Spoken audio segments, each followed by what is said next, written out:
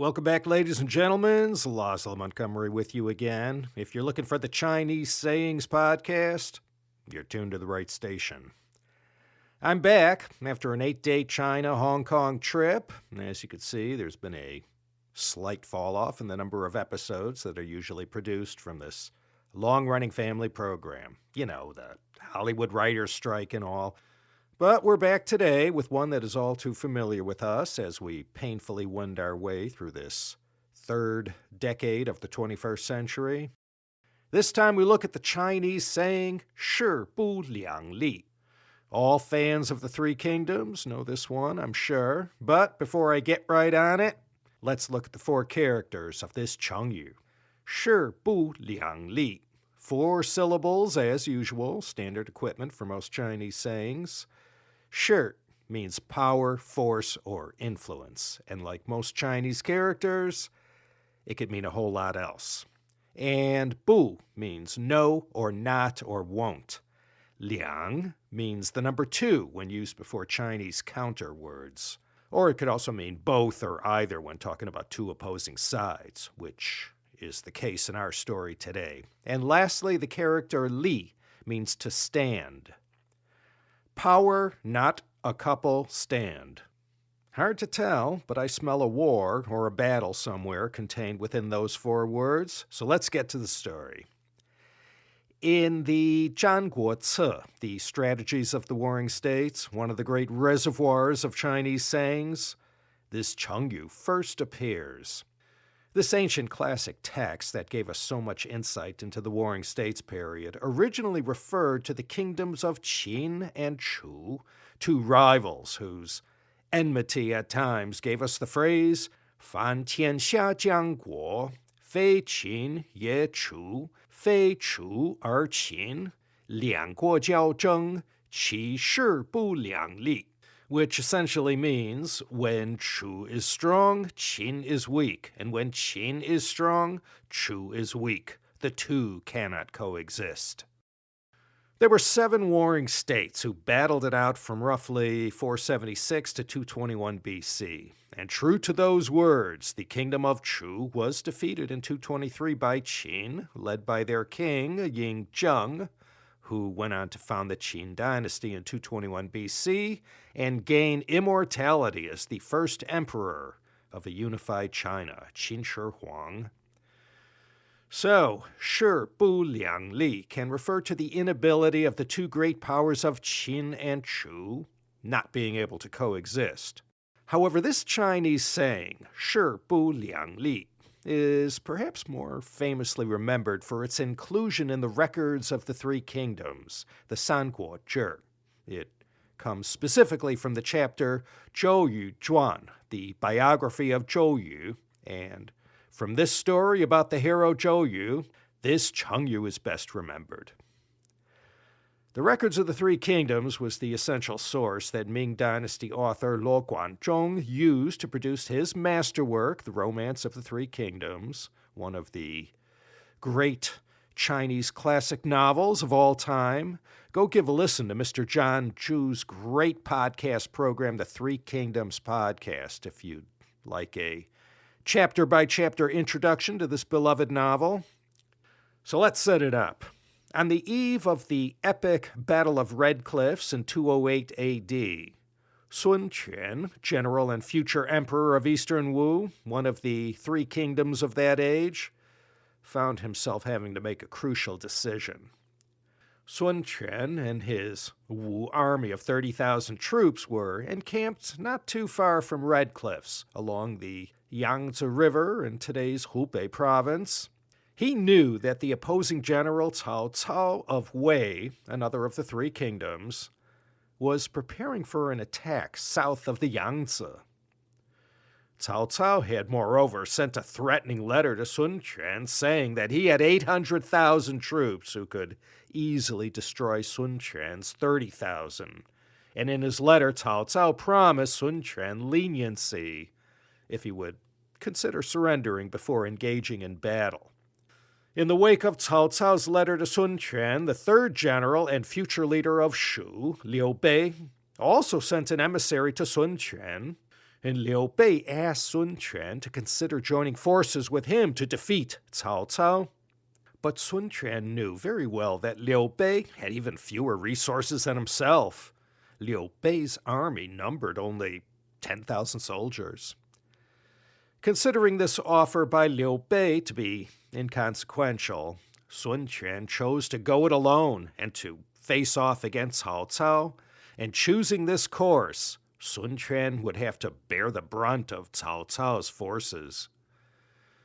Sun Quan called a council of war with his most trusted advisors, and opinions were divided. Some considered accepting Cao Cao's offer of leniency the safest course of action. But one of Sun Quan's most trusted advisors and generals, Zhou Yu, stood up and said, "Our enemies are not as strong as you think, nor as you fear are our soldiers so weak. Cao Cao has not managed to fully pacify northern China.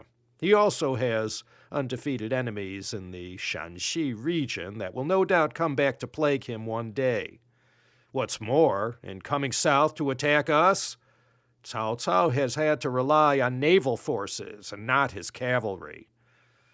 Now, we are soldiers of Wu from the Jiangnan region, and we are experts in river battles and watery terrain. Cao Cao's forces are from the Central Plains region of the north and know almost nothing about fighting on water. Besides, it is winter, and leading a massive force of soldiers from the Central Plains to the Yangtze River means that not only will they be hard-pressed to find fodder for their cavalry, but they will also undoubtedly fall ill in this unfamiliar Yangtze River climate. Any good general would have thought twice about leading his soldiers into battle under such conditions, but Cao Cao wants to do it nonetheless." Zhou Yu sincerely told Sun Quan, "If you consider the situation from this perspective, there is really no better time than now to win a decisive victory against Cao Cao. I myself promise that if you give me command of your 30,000 troops and allow me to lead them into battle, I will defeat Cao Cao's Wei army." To this, Sun Quan replied, "That old thief Cao Cao has been concerning me for some time with his blatant ambition to get rid of the Han Dynasty emperor and install himself in his place. The only reason he hasn't done this yet is because he fears 4 people, Yuan Shao, Yuan Shu, Liu Biao, and me. Now, with the other 3 having been long defeated by Cao Cao, that leaves me as the only one left standing in his way." And here, Sun Quan uttered the immortal words of the Chengyu featured in this episode. Here he declared to Zhou Yu, "Cao Cao and I cannot exist peacefully in this world at the same time, and your advice exactly suits my wishes. It is as if heaven sent you to aid me in my decision." Sun Quan knew, as far as his mortal enemy Cao Cao was concerned, it was a case of shi bu liang li. The 2 of them could not exist side by side. Only one could be left standing in the end. And everyone familiar with the Romance of the 3 Kingdoms, or who sat through the great John Woo's epic film, they're aware. Because of Zhou Yu's recommendation, Sun Quan ultimately decided to join forces with Liu Bei, and together they jointly took on Cao Cao. Because of Zhou Yu's ingenious strategies during the Battle of Red Cliffs, the combined forces of Sun Quan and Liu Bei were able to defeat Cao Cao's mighty Wei army and push them back from the regions south of the Yangtze, and in so doing, they diffused this grave threat to their existence. Shi bu liang li. The 2 forces cannot simultaneously exist. Things be mutually exclusive all around. When 2 enemies filled with nothing but contempt for each other are fated to live in a single land, peaceful coexistence is simply out of the question. In circumstances like this, shi bu liang li can be used. Whenever the bad blood and tortured history behind 2 irreconcilable foes is too great, that's where the Chengyu shi bu liang li can be used. Only one can exist, not both.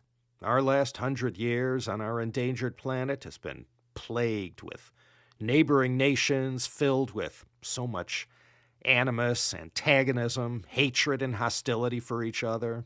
And because of this, there have been this mutual feeling of 势不两立. The land wasn't big enough for the both of them. And we can't even begin to guess how much suffering there's been among the people due to this irreconcilable malignity. 势不两立. We know from this story from the later Han Dynasty that this line of thinking, that two nations and peoples cannot exist at the same time, went back at least to the 3rd century A.D. As the late Rodney King once so eloquently said, can't we all just get along? Okay, Emma, over in the Chengyu Yanjiu Zhongxin, I'm telling you, she's read the Zhan Guoci 6, 7 times already and just handpicks these gems among the countless sea of Chinese Chengyu sayings contained in those books. Thanks again, Emma. Okay, one more to go for this season, and then that's going to be it for me for a while. But rest assured, barring the end of civilization on this earth, I'll be back again for a whole new slate of Chengyus in Season 9. And until the next time, mes bons amis partout dans le monde, this is Laszlo Montgomery signing off from Heart Attack and Vine in the city of L.A., inviting you to come back again next time for another entertaining episode of the Chinese Sayings Podcast.